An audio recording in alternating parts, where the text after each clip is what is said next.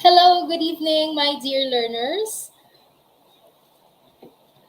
Welcome back to our channel. Once again, this is teacher Aubrey Bermudez, your English teacher. And tonight we are going to share and learn another worthwhile lesson about prefix and suffix, also about root words and the tips on how we are going to add suffix or prefix into root words. That sounds exciting, right? So, to make this lesson more worthwhile, I would like to invite every one of you, yes, I'd like to encourage all of you to share the link of our live video on your social media accounts, share the link on your Facebook, send the link through your messenger or any messaging app so that your friends, your siblings, your classmates or co-workers or workmates will also benefit from our lesson. And by the way, if you are going to learn something from tonight's live lesson, my dear learners, don't forget to give this video a thumbs up. Yes, that really means a lot to me. By the way, while we are still waiting for some more audience tonight, for some more live audience tonight, let us greet our early learners. Yes, we have Lester Mandolado, the earliest one. Hello, hello. We also have Juvie, who is now watching from Qatar. Rian Maranan is also here with us tonight. Hello, good evening. How's my audio? How's my video? I'm pretty sure it's clear. I can check it on my phone right here. So if you're watching on your mobile devices, the live chat box is there. If you can see that live chat, just click that one. And yeah, as you can see on the ticker there on the screen, don't hesitate to share your thoughts and your ideas. If you have questions, you can put them on our live chat box. So if you're watching on your mobile device, the live chat box is down there. And if you're watching on your laptops or computers, the live chat box is at the right side of your screen. We also have, ayan, si Elmer Rojo. Ayan, medyo late na raw ako. Opo, medyo may isinaayos pa. But thank you, nakapaghintay kayo. Rian Maranan. And also we have our avid learner, Yan Yeral Badaguas, who is watching from Giginto, Bulacan. Hello, our poetic learner. Love poem or heard poem. Thank you. Belmont, hello, good evening. Carlos Jr., Robert Saez, where is he? Hello, Robert Saez, Negosyo at Iba Pa. Hello, Mekman. If you missed the other lessons, you can still replay the live lessons we had during the past few days. Mekman, hello. Ninita De Leon. We also have Francia Salapore. Hello, good evening. Ayan na nga, present siya. Elizabeth, Regine, Edith. Hi, teacher from Hot Pepsi. From your from your informative channel, sending virtual here for us. Yeah. Hello to Margary Garilao. Yes, I'm pretty sure marami po kayong matututunan tonight. Very exciting tong lessons. Kasi kahit na matagal na ako nagtuturo, alam niyo po ba, nung inaaral ko siya kanina, nire-review ko bago tong live, sabi ko, parang nalimutan ko na rin tong iba. Nakakatuwa na nare-refresh din yung isip ko dito sa mga tips na isi-share ko sa inyo tonight. Also, we have G and Bads from Saudi. Gayon din naman si Rose Cisneros na nanonood from Saudi Arabia. Hello, by the way, I would like to invite all of you. Tomorrow is my very first collab. Yes, collaboration video with Teacher Janet of the YouTube channel Englishera. I'm very excited. Siguro naman nakita niyo na yung pagpo-plug ko yung promotional video dito sa channel for tomorrow. That will be 9 p.m. So we're going to discuss the tips on how you can pass your IELTS exam. Ayan. So she is an experienced teacher. She already took up her IELTS and she passed it with flying colors. So I know she can be able to share a lot of helpful tips with you. So, see you tomorrow. Yes, 9 p.m. Ngayon pa lang po ay pinopromote ko na. Pero sige, meron tayo rito kasing nabasang tula mula kay love kong or hurt kong. Basahin muna natin before we begin. Bawat gabi, puso'y ngumingiti, utak pumapalakpak, tila'y nasa ulap, ang mga turo mo'y ganap, aming tenga may bungat maski hirap, kakayaning umakyat sa malangit na aming pangarap. Ang turo mo, ako'y natututo. Wow, ang galing naman. Nakakatuwa. Thank you. Maraming salamat from Singapore si Glenda. Captain Sunny Bongat, hello po. Yan, from Bicol. Yan, bukas na po ko na po sasagutin lahat ng tanong nyo about IELTS para ang sasagot mismo sa atin ay si Teacher Janet. So, what are we waiting for? Thank you so much for waiting. Kahit late night na, still kasama ko kayo ngayong gabing ito. So now, my dear learners, let's officially begin our discussion tonight. Once again, this is Teacher Aubrey, your English teacher. And before we jump or we dive into our lesson, let me motivate you with this quotation. It's very inspirational. It's it's something to ponder. Diba? It's very worthwhile na ibuhay itong quotation ito from Benjamin Franklin. He said, "Tell me and I forget. Teach me and I may remember. Involve me and I learn." O, diba? Napakaganda. And that is just applicable in real life, kahit hindi sa pag-aaral, sa mga bagay na ginagawa natin. Kapag narinig lang, mas malaki ang tsansa na malimutan mo agad. Yes, there's a bigger possibility that you'll forget it as soon as possible. At kapag naman itinuro sa'yo, pinakita kung paano gagawin, pwedeng mas maalala mo. Mas mataas yung tsansa na maalala mo. Pero kapag ikaw mismo, you involve yourself, you yourself do the things involved in the said action or in the said work. You immerse yourself, ikaw mismo ang gumawa. Yun, sigurado, sa ganung paraan, mas mauunawaan mo, mas maiintindihan mo. Again, from Benjamin Franklin, tell me and I forget, teach me and I may remember, involve me and I learn. That's from Benjamin Franklin. And tonight, we're going to discuss about prefixes, suffixes, and root words. So kung kayo ay nasa high school na or kahit naman sa elementary, na itopic ko na to Topic ko to sa grade 6 learners ko. Pinag-aaralan to even sa grade 4 or grade 5. Or kahit sa primary, yung mga easier level ng prefixes and suffixes. At yung mga root words. Alamin natin yung mga tips. When we say root words, yun po yung mga salitang ugat. Okay? Yun po yung salita na wala ka pang idinagdag sa kanila. Okay? Let us say the word. Ito lalagay ko. Ayan, the word is napakaganda. The word napakaganda, the root word of that word is, what do you think? Is ganda, di ba? Or in English, let's say beautiful. The word beautiful, my dear learners, that word has a root word and also a suffix. Or when we say suffix, it is a syllable you added to the last part of a word or to the ending of the word. And then once you added that to the root word, the meaning of the word already changes. Nagbabago na yung kahulugan ng salita. May nadadagdag sa kahulugan o maaaring may nababawas. Basta nagbabago yung kahulugan. So the root word of the word beautiful, as we all know, is beauty. Yan po yung root word niya, di ba? Beauty. Ayan. So, dyan iikot yung talakayan natin. Bakit po ganon? Di ba po, teacher, ang spelling ng root word ng beauty ay nagtatapos sa Y? Bakit po, nung nilagyan na siya ng salitang, nilagyan na siya ng root word na,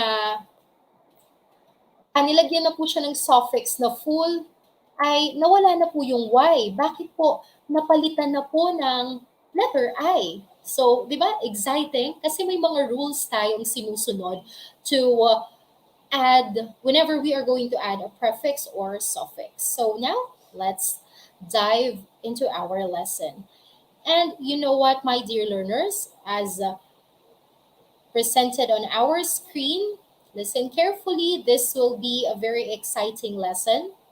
Did you know that a number of words you use today, yes, a number of words that we use today, yung mga ginagamit nating salita ngayon, are shaped from prefixes, root words, and suffixes that originally came from many languages. So kapag i-check niyo sa dictionary, yung etymology o pinagmula ng mga salita, makikita nyo maaaring from Latin, from Greek, from Old English, and from French. Doon karaniwang nag-originate o nagmula yung mga salita na ginagamit natin ngayon.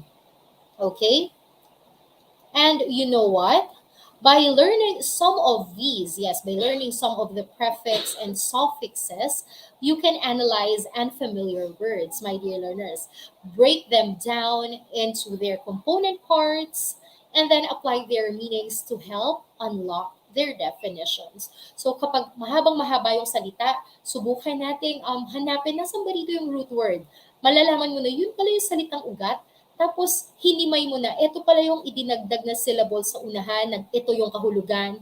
Ito pala yung idinagdag na suffix sa hulihan, ito yung kahulugan. Kaya pala yung nabuong salita na dinagdagan ng prefix sa unahan at suffix sa hulihan, doon sa root word o sa salitang ugat, kaya pala naging ganun yung kahulugan ng salita. Diba? Ang sarap pag-aralan. Napaka daming pasikot-sikot pero nakakatuwang aralin ng mga salita, language, words in English. Okay? And you know what? My dear learners, root words. Yan. Sa mga root words po, you can add, yes, we can add either prefix or suffixes to create other words. And take for instance, halimbawa po yung root word na, eto po, meron tayong root word na bene. Okay? The root word bene. The root word bene, that means good. Ang kahulugan po niyan ay good or mabuti. Okay? And you know what? You can create, yes, you can create other words or other words with new meaning if you add a prefix or suffix to that root word bene, which means good. Okay? So if you add, as what I said, if you add various prefixes, or when we say prefixes, yun po yung sa Filipino tinatawag nating unlapi. Ang general term sa prefix and suffix in English, tinatawag ko silang affixes. O in Filipino, ang tawag dyan ay panlapi. Okay? Kapag prefixes, yun po yung idinadagdag natin at the beginning of the word. Or in Filipino, we call that as unlapi dahil sa unahan siya idinadagdag. And on the other hand, we have the suffix or suffixes. Those are the letters or let's say syllables that we add at the end of a word o idinadagdag naman natin sa hulihan ng mga salita. Okay? And in Filipino, we call suffixes as hulapi dahil sa hulihan po siya idinadagdag. And in Filipino balarila, sa balarilang Filipino or in Filipino grammar, meron din tayong tinatawag na gitlapi o yung panlapi na idinadagdag sa gitna. Pero sa English grammar, in English language, we just have prefix at the beginning and suffix at the ending. So ngayon, subukan natin. Kapag po yung salitang bene, which means good, nandito pa lang tayo sa example wala pa tayo sa mga rules. Para lang magkaroon kayo ng overview, ito pala yung pinag-aaralan namin ngayon. So, if we will add, let's say, suffix, we add letters or what do we call that, syllables at the ends of the root word bene, we can create new words such as benefit. What else? Benevolent. What else? Benediction. What else? If you add the prefix on at the beginning, it will be an bene, and then the suffix shall, at the end, it will become an beneficial. You see, there are new words created out of just adding prefix or suffix at the beginning or at the end of a root word. But since there are other words or new words created, still the meaning of the root word is still in the new words being created.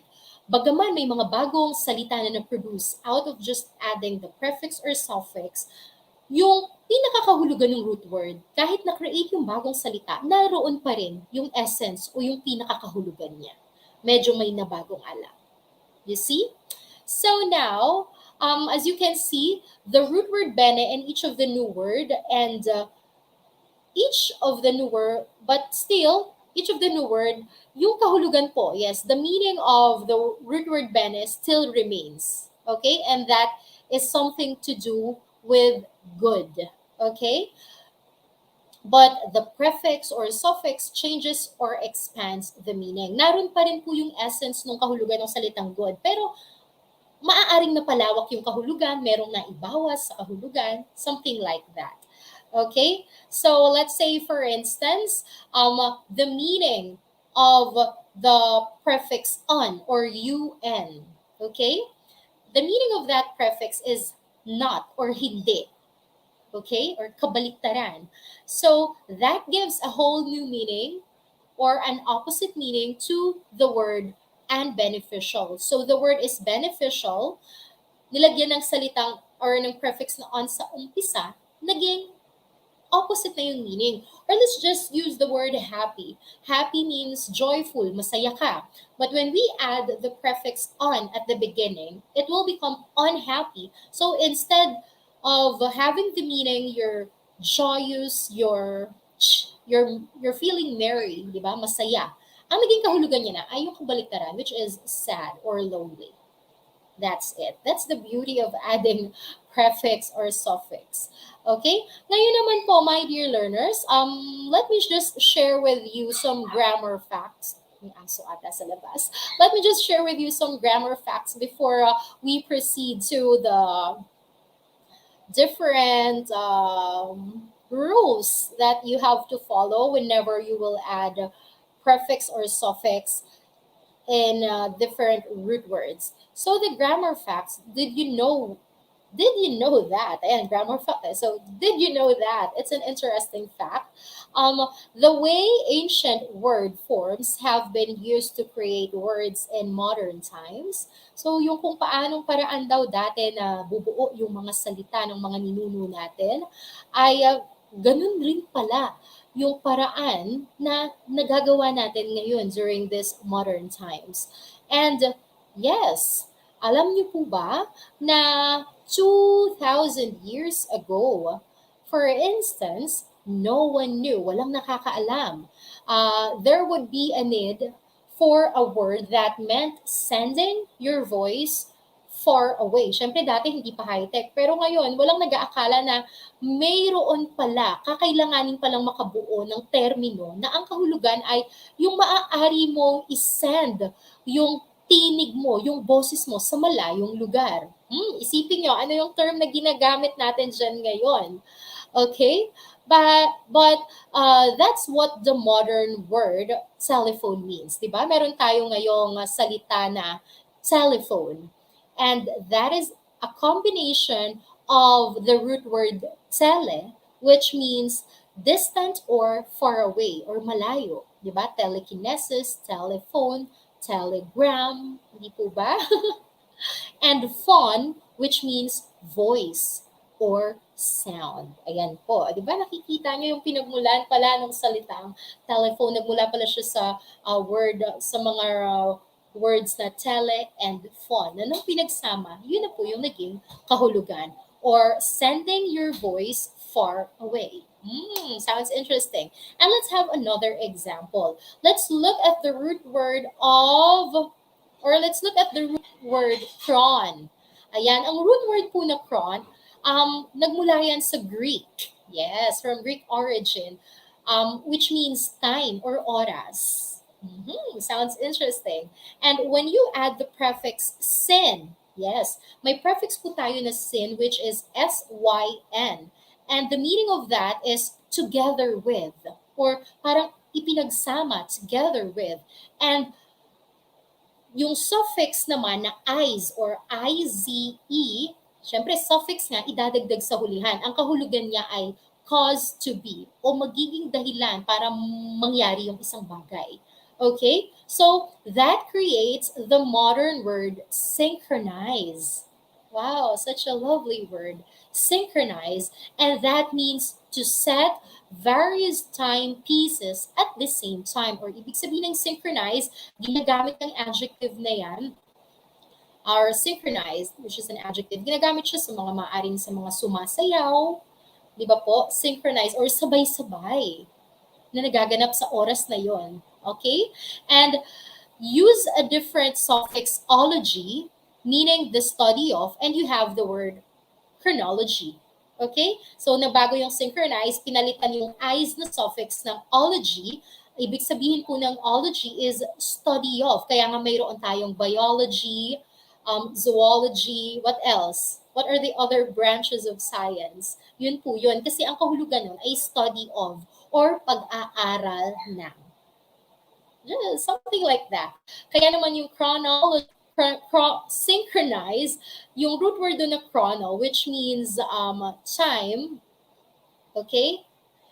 Kapag po nilagyan siya ng ology, naging chronology, that will already mean study that deals with time division and assigns events to their proper dates. So, just like that, yun po, doon iikot yung ating discussion. Now, after sharing with you those grammar facts na naging bahagi ng pagkabuo ng mga salita in English language, kung saan nga ba nagsimula yung mga pinag-aaralan natin ngayon, ngayon naman alamin na natin yung mga rules. Let's dive into the rules.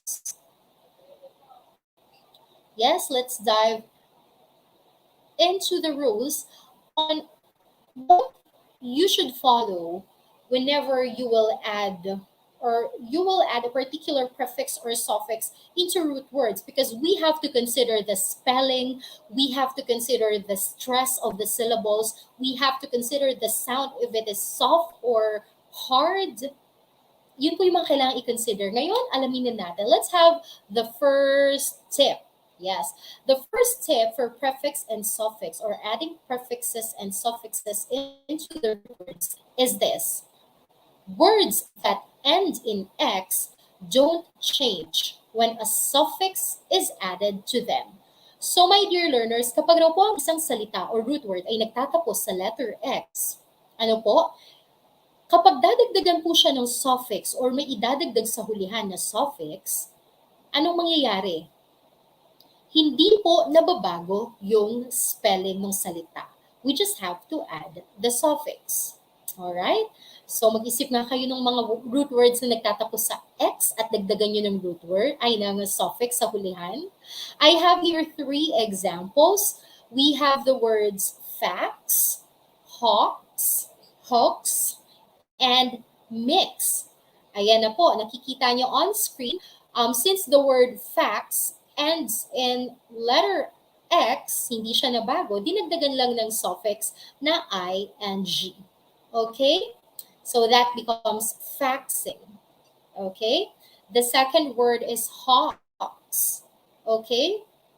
And when we say hawks, it means to trick into believing or accepting as genuine something false and often preposterous. O parang ititrick ka. Ano ba ang termino dun sa Filipino? Yung tipong gogoyohin. Ano bang termino yon? Kung baga, help me to find the... Oh, by the way, thank you so much to those who send their super sticker. May pangload si Teacher Aubrey from LT Momo channel. Thank you so much. From Mekman, thank you so much also for sending another super sticker. Ayan, nadagdagan yung pangload ko kapag walang wifi. Marami pong salamat for showing your generosity. Now, sige, balikan natin.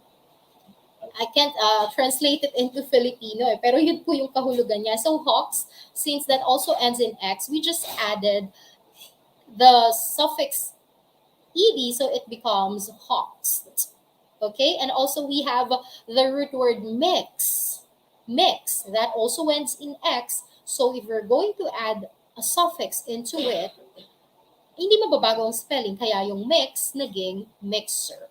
O, di ba? Sounds exciting. We have fax becomes faxing, hawks becomes hawked, and mix becomes mixer. All right, that's it. Now let's proceed to our to our tip number 2. For our tip number 2, this is it. Words that end in C don't change. Ayan, ang mga salita raw na nagtatapos sa letter C ay hindi nababago. Okay? Hindi nababago yung spelling nila kapag dinadagdagan sila ng suffix. Yun po ay mangyayari lamang kung yung word na nagtatapos sa letter C, yung naunang letters sa kanila ay letter A, letter O, or letter U. O kaya naman, isa pang consonant. Okay? So, ulitin ko, yung mga salitang ugat, root words in English that end in letter C, and the letter that comes before them, yung mga naunang letters sa kanila, kung ang naunang letter ay A, O, o kaya U, o kaya naman consonant letters, or lahat ng letters maliban sa A, maliban sa E at I na vowel, hindi po nababago yung spelling nila. So we have here an example or examples. We have the word talc. So since the word talc ends in C at may nauna sa kanyang letter L, hindi ba? Anong mangyayari? Dadagdagan lang ng suffix na um or it becomes talcum. Also, we have the word maniac. Maniac. Okay? So the word maniac, unlike the word talc na may naunang consonant, yung maniac naman, ang naunang letter sa letter C ay vowel na letter A. Kapag ganyan, hindi rin mababago ang spelling, dinagdagan lang po ng suffix na AL or AL, naging maniacal. Maniacal. Okay, so assignment nyo, alamin nyo ang kahulugan ng mga salitang iyan. Ayan, thank you so much to our live audiences tonight. Thank you. Your comments are still coming. Don't forget to share the link of this video para mas dumami pa po tayo tonight. And also, ayan na nga. Dito tayo sa ating tip number 3. For the tip number 3, my dear learners, we have the word, or we have this, words that end in C. Ito rin po, ito po yung mga salita naman na nagtatapos sa letter C. Okay, sa letter C pa rin sila nagtatapos, pero ano pong nangyayari? Dinadagdagan sila ng letter K bago i-add yung mismong suffix. Okay, marami tayong alam na ganyang mga salita. Words that end in C usually add K when a suffix is added to them. Bago idagdag ang suffix, nilalagyan muna ng letter K. Okay? Bakit? Sa anong pagkakataon ginagawa yon? If the letter before the C, o kung yung letra o yung titik bago yung letter C ay letter E or letter I. And the pronunciation is hard or matigas yung pagkaka-pronounce sa kanila. Ano yung examples? Ito po yung mga examples. We have the word picnic. Picnic. Di ba matigas? Picnic. Colic. Colic. And the last is frolic. Frolic. So kapag ganyan po na nagtatapos sa letter C at ang naunang letter sa letter C ay kung hindi letter E ay letter I at matigas pakinggan. Ano po yung pronunciation? Ang gagawin, dadagdagan muna ng letter K, saka po magdadagdag pa ng suffix sa hulihan. So picnic becomes picnickers, picnickers. Colic becomes colicky, colicky. Frolic becomes frolicking, frolicking.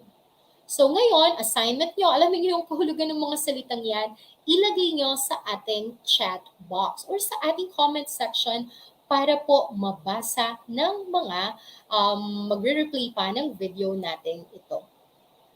So ayan na nga, thank you so much to the learners and comments that are kept coming. I hope you are learning. And if you are learning from our live lesson tonight, don't forget to give this video a thumbs up. Baka naman nalilimutan nyo pang i-like, ano po? And now let's proceed to our tip number 4 for adding prefixes or suffixes to root words. For the tip number 4, words that end in C. Ito naman, yung number 3, kapareho rin ito. Pareho silang nagtatapos sa letter C. Pero dito sa number 4, yung mga salita or root word daw po na nagtatapos din sa letter C, okay? Ito naman po, we don't change them when a suffix is added to them. Unlike in rule number 3, di ba, dinadagdagan po natin ng letter K kapag nagtatapos sa letter C. Okay? At yung letter na nauna sa kanya ay I o kaya ay E. Yun ay kapag matigas pakinggan or i-pronounce. Pero ito naman po, hindi siya dinadagdagan ng K, walang binabago sa root word kahit mag-add po ng suffix sa hulihan. Kapag ang naunang letter sa C ay letter E or letter I, kapag po yung pronunciation doon ay soft. Okay? So, ano po yung mga examples, Teacher Aubrey, para mas maintindihan namin? So, thank you to those who are sharing the definition of my assignments to them. Kaya sige, ilagay niyo sa live chat box, nakikita ko po. So, ayan na nga. We have the word critic. Critic. O, diba? Hindi siya kasing tigas ng kaninang mga binanggit natin sa number 3. Critic becomes criticism. Nagiging sound niya is nagiging S kapag dinadagdagan siya ng suffix. Okay? Clinic becomes clinician. Lyric becomes lyricist. Nabago yung sound ng letter C, naging S sound. Okay? Karaniwan, ganun po. Ngayon, mag-isip pa kayo ng ibang halimbawa na maia-apply ito pong ating rule number 4. So ngayon, dito tayo sa ating rule number 5. For the rule number 5, words that end in a single consonant, okay, immediately preceded by one or more unstressed vowels, usually remain unchanged before any suffix. Okay, so kapag naman po, ang isang root word ay nagtatapos sa isang single consonant lang. Okay? Or yung dulo niya, consonant lang. Hindi natin papansinin kung ano ba yung naunang vowel sa kanya or kung may katabi ba siya na consonant din. Okay? Pero we're focusing in this rule doon po sa kung mayroon ba siyang unstressed vowel. Okay? Kapag ang nauna sa kanya ay may unstressed vowel or wala doon yung emphasis, walang emphasis na vowel na nauna sa kanya, hindi po natin binabago yung spelling nung salita or nung root word. We're just going to add the suffix. The examples we have for that rule is this. We have the word debit. Diba? Wala siyang stress eh. We have debit. Everybody say debit. It becomes debited. Debited. We also have the root word credit. The word credit. The word credit becomes creditor. Creditor or credited. O kaya naman we have the root word felon. Felon becomes felony. Felony.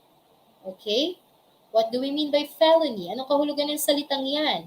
My dear learners, that's your task. Hanapin niyo po yung kahulugan ng mga unfamiliar terms na nababanggit ko po tonight para, ayan ha, maraming magawa kayong extra task.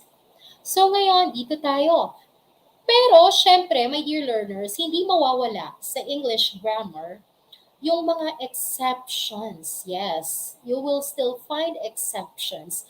And there is an exception to this rule number 5. So, such as these words, yung exceptions ay maia-apply natin sa words na program. Yung word na program, nagtatapos siya sa consonant na M. At wala rin naman pong unstressed syllable or vowel sa unahan. Program. Program. Pero anong nangyari? Nadagdagan po ng isang letter M. Okay? Ayan po ha. Saka nagdagdag ng suffix na ed. We also have the word format. Format. Okay? Nagdagdag pa, dinoble yung last letter niya, saka nagdagdag ng suffix. It becomes formatting. And we also have the word crystal. Crystal. The word crystal also ends in in consonant L. And anong nangyari? Nung dinagdagan siya ng suffix na IZE or eyes, dinoble muna yung last letter. Okay? Naging crystallize with double L. Alright? So you see there are still exceptions when it comes to the rules of adding prefixes or suffixes into root words in English. I hope you're learning from our live tonight. And if you do, my dear learners, don't forget to give this video a thumbs up. Alright?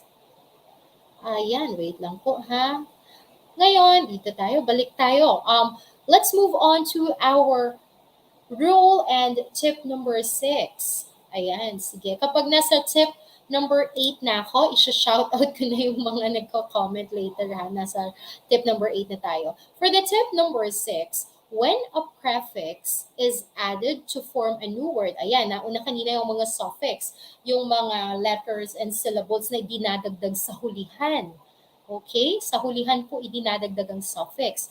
Mag-move on na tayo sa mga dinadagdag sa unahan. Ayan. O yung tinatawag natin prefix. Ayan. For the prefix or the letters or syllables added at the beginning, dyan na tayo sa 6 to 10. When a prefix is added to form a new word, the root word usually remains unchanged. Kapag po nagdadagdag na tayo ng prefix sa unahan, ng mga root words or salitang ugat, karaniwan hindi naman nababago yung spelling ng root word. We're just going to add the prefix at the beginning and everything remains the same. So anong mga kahulugan? Anong mga halimbawa? Ito po yung mga halimbawa. We have the root word spell. Spell. Ayan, nung nakaraang live lesson natin, tinalakay po natin yan. Okay, so the root word spell, kapag dinagdagan ng prefix na miss sa unahan, it becomes misspell. And don't misspell that word. Karaniwan kasi, akala ng iba, ang spelling ng misspell, i-comment ko ha, ganyan, talakay na natin yan nung minsan ganyan yung akala ng iba, misspell. Isa lang yung S, pero hindi po. Because we have the root word spell, which begins with letter S, and we're going to add the prefix miss, which also has an S. So if you add them together, there should already 2 S's. May dalawang S na po. Ha? Tandaan niyo po yan. Ngayon, alamin pa natin ibang halimbawa. We have the root word cast. So if you add the prefix re, it becomes recast. We also have the root word approve.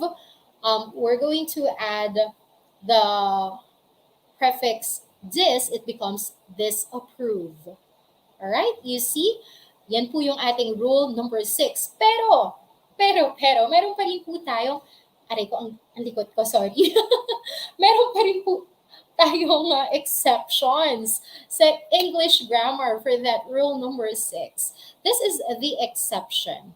So, the exception, makinig pong mabuti, my dear learners, babasahin ko ha.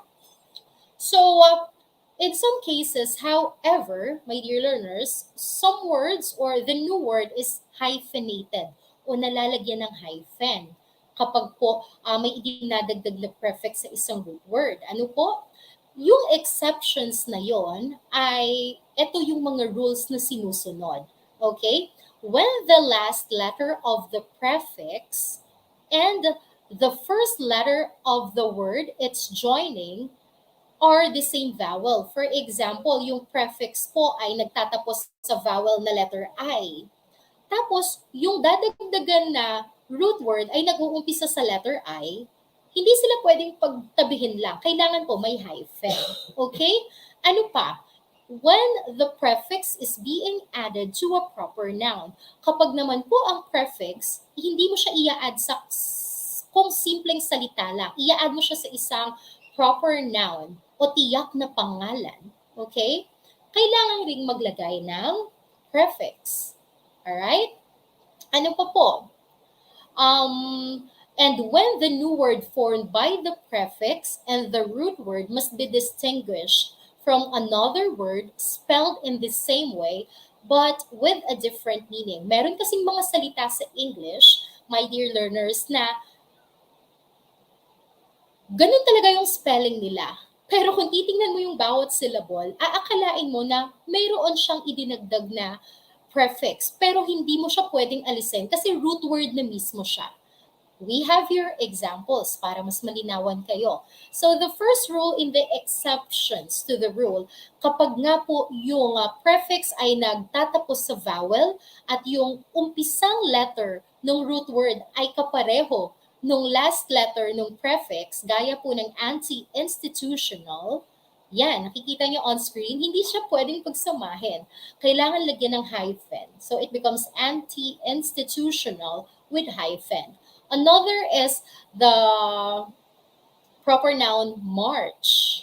Okay? Tumutukoy ka sa kalagitnaan ng Marso or mid-March. Since March is a proper noun o pangalang tiyak ng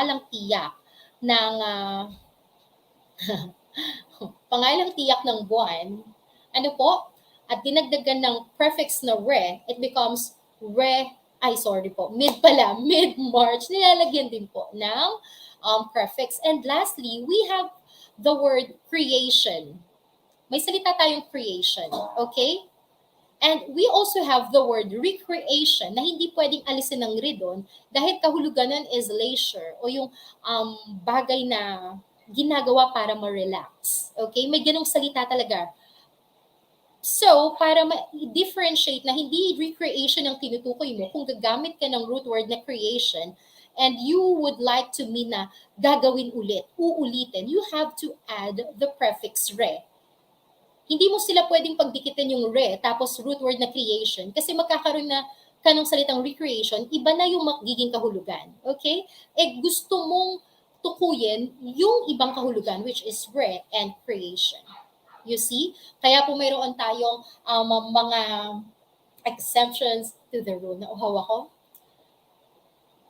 Iinom lang saglit ha, na ubusan ako ng laway. Ayan. So that's it. Thank you so much. Ayan, dito po tayo sa ating rule number 7. Ang ating po rule number 7, when adding a suffix to a word ending. Dito tayo, balik tayo sa suffix. Kapag mag-a-add po ng suffix sa word ending, sa mga salita na nag-end sa letter Y, eto na, yung mga nagtatapos sa letter Y, ang karaniwang ginagawa, my dear learners, yung letter Y, kailangan pong palitan ng letter I. Ayan. Ginagawa po yan kapag ang naunang letter dun sa Y ay consonant letters. Okay? Saka mo po idadagdag yung suffix. We have here examples for you to understand more. We have the root word carry, irony, and empty. You see the words carry, irony, and empty. Silang tatlo, nagtatapos sila sa Y. At yung naunang letters sa kanila ay, ano po? Consonant. Ano yung consonant? Lahat ng letters maliban sa A, E, I, O, U. Alright? Kapag ganyan, kapag dyan nagtatapos ang mga root words sa letter Y, tulog na yung papa ko, umihilig, nagtatapos sa letter Y, at may naunang consonant, papalitan niyo po muna yung letter Y ng letter I, saka lang magdadagdag ng suffix. That's why the word carry becomes carrier. The word irony becomes ironic. The word empty becomes emptied. That's it. Take note of that. But that rule, that rule number 7 is not applied to words with an ing ending. Kapag naman po yung mga salita or root word in English ay nagtatapos sa letter Y pa rin, at may naunang consonant sa kanila, pero ang idadagdag yung suffix ay ing sa hulihan, hindi nyo na kailangang baguhin yung letter Y. Hindi nyo na papalitan ng letter I. Let that remain that way, no? At magdagdag lang kayo ng ing. That will become this. Tingnan po natin, yung carry, kapag dinagdagan ng carry, ng ing, it will become carrying. No need to change letter Y to letter I. Okay? Kapag ang idadagdag nyo lang po ay suffix na ing. Yeah. I see on the comment section. Punta nga muna tayo sa comment section. Let's acknowledge the answers I'm receiving. We have the root word try. It's trying. Thank you. Carrying. Okay. That's it. We have happy becomes happier. All right. So those are the examples. Thank you so much. Hi to our dear learners tonight. And also, my dear learners, these rule, okay, balik tayo dito sa rule number 7 natin. Yung rule natin na ito na number 7, hindi po ito maia-apply sa mga salita na nagtatapos din sa letter Y at may nauna sa kanilang vowels. Okay? Kapag naman vowel yung nauna sa letter Y, my dear learners, hindi rin po pinapalitan ng letter I yung letter Y. Nananatiling ganun yung spelling, mag-a-add lang po nung suffix. We have your examples. We have the word delay, it becomes delayed. We have the root word enjoy, it becomes enjoyable. Ganun kasimple. Sige nga po, mag-isip kayo ng mga halimbawa ninyo. At ngayon, magtungo na tayo sa ating rule and tip number 8. For the tip number 8, we have 2 or more words that join to form word or to form a compound word, usually keep the original spelling of each word. Kapag daw po may dalawang salita, 2 or more, dalawa o higit pa na salita na form or kino-consider na natin silang compound words kasi dalawa sila na salitang ugat na pinagsama natin. Okay? Anong mangyayari? Hindi po nababago yung spelling. That has something to do with root words. Wala po tayo ditong idinadagdag na prefix or suffix. We're just focusing here on the root words. We have 2 or more different root words. When they are added, there's no need to change the spelling. So we have your examples. We have the words armful. Oh, sorry. Number 8 pa lang pala ako, no? Number 8, we have cuff and link. It becomes cuff link. And there's a new meaning being created out of those 2 root words being added. We also have the words bill and fold. It becomes billfold. Assignment nyo yan, pakihanap po ng mga kahulugan. We also have the words book and case. It becomes bookcase. We also have the words foot and ball. When added, they become football. That's it. Ngayon, mag-isip kayo ng ibang halimbawa. Sige nga po. I appreciate those who are sending their examples on our live chat box as being stated on our ticker on the screen. Share your thoughts and ideas, and I will really appreciate reading them later. And don't forget or don't be shy to raise your questions your clarifications on the live chat box. And sa abot ng makakaya ko, susubukin ko pong sagutin. Ngayon, magtungo na tayo sa ating rule number 9. For the rule number 9, if a word ends in IE, kapag naman ang salitang ugat daw po ay nagtatapos sa letters I and E, ano ang gagawin? Kapag doon nagtatapos yung salitang ugat, bago ka po magdagdag ng suffix sa hulihan, yung letter I and E, inaalis yon at pinapalitan lang ng letter Y. Saka magdadagdag ng suffix. Okay? So, we have here examples, of course. It's okay, Mateo Do.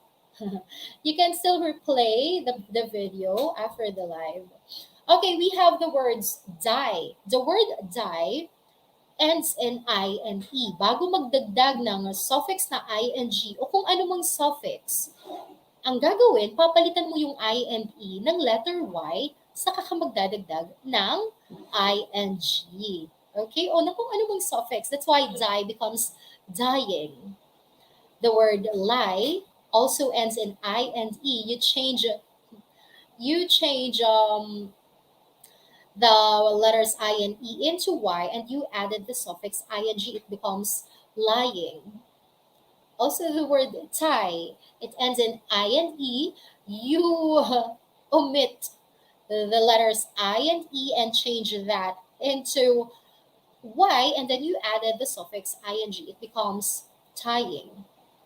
Okay?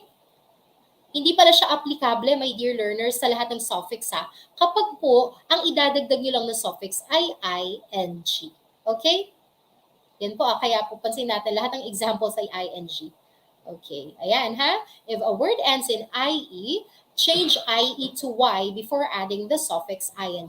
We have die becomes dying, lie becomes lying, tie becomes tying. Ayan, umabot na tayo sa almost 100 live audience tonight. Thank you so much. If you are learning from our live video tonight, from our live lesson, don't forget to give this video a thumbs up and i-comment nyo kung anong pangalan ninyo, saang lugar kayo para ma-shoutout ko kayo maya-maya kapag natapos na tayo sa ating 10. Yes, sa ating 10 rules when adding prefixes or suffixes into root words. At ngayon ay magtungo na tayo sa ating last rule for this lesson, which is this. When adding the word or the prefix full. Narinig niyo ba yung hilik? Ayan, when adding the word full sa hulihan, na ibig sabihin ay nag-uumapaw. Nag-uumapaw sa kagandahan, sa kabaitan, sa kagalakan. Okay? When you're going to add that to a word, anong mangyayari? Yung root word na yan ay yung idadagdag nyo na full na yan, ang kahulugan ay nag-uumapaw, punong-puno. Ang gagawin nyo po, hindi nyo pwedeng i-add na dalawa yung L. Isa lang po yung L na ilalagay nyo dun sa mismong root word. So that will be like this. Instead of saying armful na dalawa yung L, it's just armful with one L. Instead of saying grateful na may dalawang L, walang ganong salita, we're just going to say grateful with one L. Instead of saying careful, sobrang careful na pag dalawa yung L. Wala pong ganong salita, just one L. Even the word beautiful, isa lang ang L nun. Ano? Tandaan niyo po iyan. So again, those are the 10 different tips and rules that you have to follow and to bear in mind whenever we are going to whenever you're going to add prefixes or suffixes into our root word. Tandaan niyo po na malaki ang naitutulong ng kaalaman ninyo, na may sapat kayong kaalaman sa mga kahulugan ng mga prefixes and suffixes. Kapag natapos ko po yung list ko, gagawa ako ng document, PDF format, ng mga prefixes and suffixes together with their meaning and with their examples. Ilalagay ko yon kapag natapos ko sa description box. So maybe 2 or more days from now, i-check niyo ulit yung video na to. Ililink ko yung document na yon in PDF format para maaari ninyong ma-download at mabasa ninyo yung iba't ibang mga prefixes and suffixes na maaaring idagdag sa root words o mga salitang ugat para mabago yung kahulugan ng mga root words. Ayan, na isisave ko yun sa Google Drive ko and open yon para sa lahat po ng magre-request. Balikan nyo 2 or more days from now itong description box sa ibaba. Okay po? So again, thank you so much. Bago natin tapusin yung video, nais kong batiin ang lahat. Ulitin ko lang, I would like to acknowledge Mekman for sending super stickers. Thank you, may pang-load ako. Thank you rin kay Elking Momo Channel. Ngayon ko lang narinig at nabasa yung pangalan mo na nag-comment dito sa channel. Thank you so much for being generous. Ano man yung amount na i-share ninyo to share your appreciation, I'll really appreciate that. Kaya maraming salamat po. And also, ayan na nga, yung mga halimbawa, ayan, ipa-flash ko sa screen para mabasa po ninyo. Shout out natin si Kate. Hello, Kate! Gayon din naman, i-shout out natin na nanonood from Dubai, si Zenia Tan. Hello, kumusta? Halos alas 5 lang ng hapon dyan sa Dubai. Ano po? Hello po sa inyong lahat. I'm very thankful for your presence. You give me meaning every day na bawat araw nag-iisip ako, ano kaya ilalason ko sa live? Ano kayang another grammar or tips ang ma-share ko sa audience or subscribers ko, sa mga learners ko? So thank you so much for adding so much meaning into my life and spreading knowledge in learning English language. Thank you so much. Nanonood mula sa Makati, sige po, i-comment ninyo ang inyong pangalan para ma-shoutout ko kayo before we end our live video tonight. And also, I would like to, ayan, from Mexico, Pampanga, si Lester Mandolado. Hello. Sige po. Hello, Cristela. Thank you for watching. Edith Suarez, hello. Sige po, mag-comment lang kayo. And also, I would like to request you, my dear learners, to support my second channel in which I do vlogs together with my family. This is it. This is the name of the channel, Aubrey and Family Lifestyle TV. Ayan po ha. At pakisupport nyo na rin po yung YouTube channel ng kuya ko. He's a courier. You'll find funny videos on his channel. O pag malungkot kayo, subukan yung panoorin, matatawa kayo. That's the name of his channel. Thank you so much. At ayan na nga, batiin natin yung iba pa. Kasama pa rin natin si Yen Yurel Badagos. Thank you so much. Watching from Queensland, Australia, si Amski Vlog. Si Noel Umipig, hello po. From Makati, hello sir. Si Rian Maranan, syempre lagi natin kasama. Hello, nice to hear and know that. Glenda Bileno. At syempre, may mga kasama pa tayo. Si Maria Cristina Briz. Watching naman daw from Paranaque, si Jessie Carlos. Thank you so much, Melger Zamora. Maraming salamat. At sa lahat pa nga po ng nakasama natin tonight, ayan, watching din from Singapore, Silay Malasoge. Ayan, at bukas ini-invite ko kayo at exactly 9 p.m. Philippine Standard Time.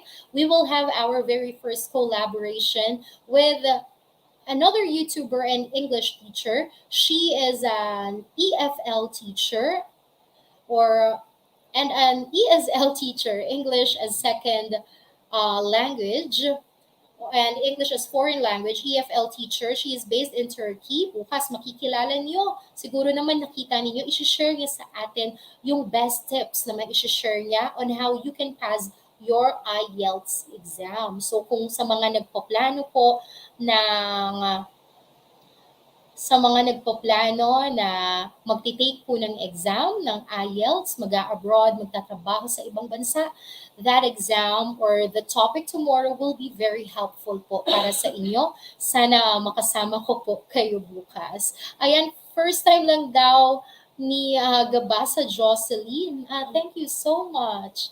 And ayun nga po, next week naman, I'll have another collab video with an American teacher. Kaya abangan po ninyo yung ipo-plug kong live natin for next week. So that will be a perfect for a listening lesson in English. Kasi dahil American yung guest natin next week, asahan nyo na mag english lang tayo next week. Abangan nyo po yan, ha? And I'm very excited for that collab with Miss Camille next week. Ayan, maraming salamat. And sa lahat po, maraming salamat. Hi, teacher. Si Lilibet. Karaniwan po nagla-live po ako ng 9 p.m. or 9:15. Either of the two times. Pwedeng 9, pwedeng 9:15. Kapag sobrang dami kong ginagawa, baka 9:15 ako mag-live. So again, ayan, thank you so much sa inyong lahat. I really had a good night. A great night dahil nakasama ko kayo. And before we end this live video, let me share with you this adage from Richard Branson. He said, you don't learn to walk by following rules. You don't learn to walk by following rules. And kung hindi ka man natututo sa pamagitan ng pagsunod sa mga rules, kung paano lumakad, di mo natututunan yung paglakad sa pamagitan lang ng pagsunod sa rules. Alamin mo, ganun pala yung rule 1, 2, 3, 4, 5, up to 100, paano lumakad. Pero ang totoong pagkatuto ay kung ikaw mismo gagawin mo yun eh. You learn by doing. It's almost related to our first quotation kanina by Benjamin Franklin, di ba? And by falling over. Again, from Richard Branson, you don't learn to walk by following rules. Okay? You learn by doing and by falling over, di ba? Kapag, ayun nga don't be afraid to commit mistake. Matakot ka kapag hindi ka susubok. It's okay to fail at some point in time, but for as long as you are learning from your mistake, and after learning, hindi mo nasasadyaing magkamali uli kasi natuto ka na, di ba? Ang sarap na yung natutunan mong lesson doon sa pagkakamali mo, though you fall over at hindi mo sinasadya, ay hindi mo na uulitin. Kasi yun po ang tunay na sukatan na ikaw ay natuto. Kung hindi mo na uulitin, yung mga naging pagkakamali mo. Kasi you learn already. Okay? So I hope, my dear learners, you learned a lot from tonight's live lesson. Sobra akong nag-enjoy kahit I'm not feeling well ng konti. Pero sabi ko, I will push through this live video tonight kasi very interesting tong topic na to, yung rules about adding prefixes and suffixes on root words. Kaya naman, thank you so much dahil nakasama ko kayo tonight. At sana lahat ng natutunan ninyo, patuloy ninyong i-apply on your English language learning journey. Thank you so much. Have a great night. Kung may gagawin pa kayo, mag-iingat. Stay safe always. God bless you. Again, have a good night. Bye!